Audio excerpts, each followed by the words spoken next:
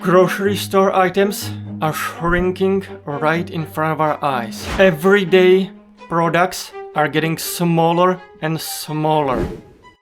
Hello guys, my name is Joe and today we will be talking about the horrors of shrinkflation. Today we will be talking about how everyday products are literally shrinking in front of our eyes. How they are getting smaller and smaller and smaller. How companies are trying to profit at all cost.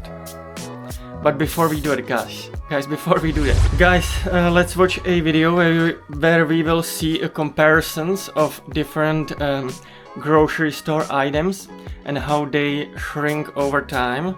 Let me just grab my headphones and let's watch. 50 times shrinkflation was so obvious it felt like a scam.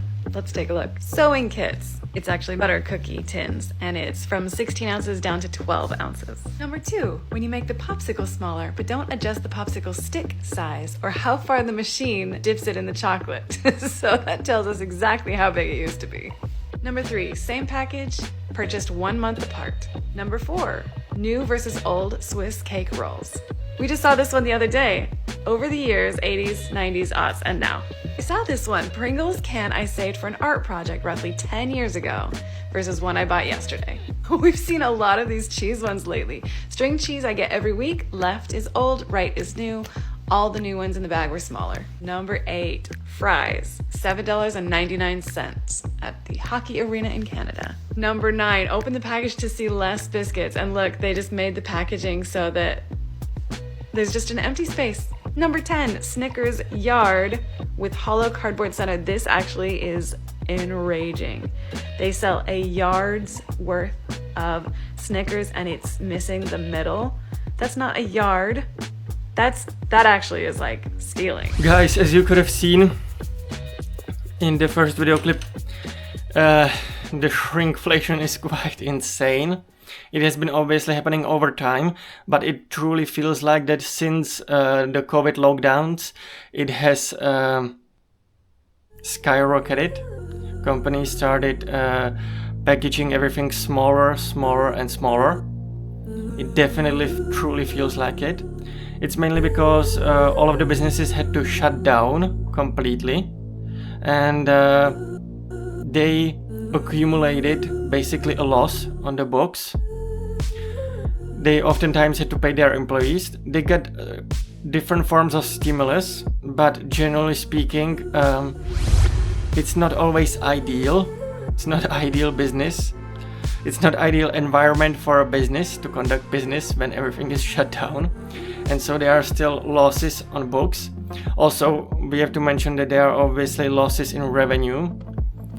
That's the main issue. There's just not money coming in. There is not volume of products being sold. And so this obviously creates a cluster. This obviously creates an issue. And the first thing that usually managements try to do is save money.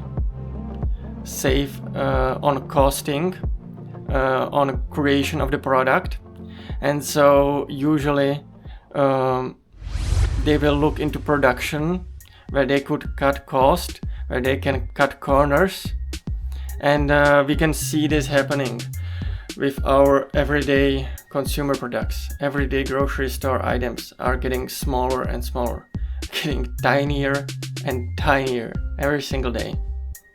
Now, obviously moving forward, there might be a little bit of an economic slowdown, a little bit of an inevitability, and this may drive some businesses out of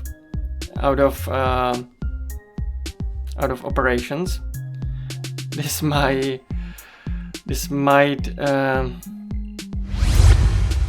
start a little bit of a bankruptcy among some businesses. Some of them will be acquired, most likely by conglomerates. A lot of conglomerates are already owning a lot of different brands that you can find in your everyday grocery stores. A lot of them are already bought up by giant conglomerates that combine them under one umbrella. We may see, most likely, that these conglomerates will acquire more and more brands that otherwise would have to fail, otherwise would have to face bankruptcy. That is most likely what's ahead of us. Now listen guys, I know that you obviously know me as the brightest and smartest YouTuber on planet Earth, but you might be surprised, I'm actually a writer too. I write a blog. It is quite unique, amazing, and everything you ever wanted. Obviously this goes without saying, but only the brightest and smartest people on planet Earth will be able to enjoy it. Also, if you haven't done so yet, make sure to smash that subscribe button, make sure to smash that like button, make sure to check out the video here, and check out the video there, and everywhere. And guys, I will see you in the next one. Bye bye.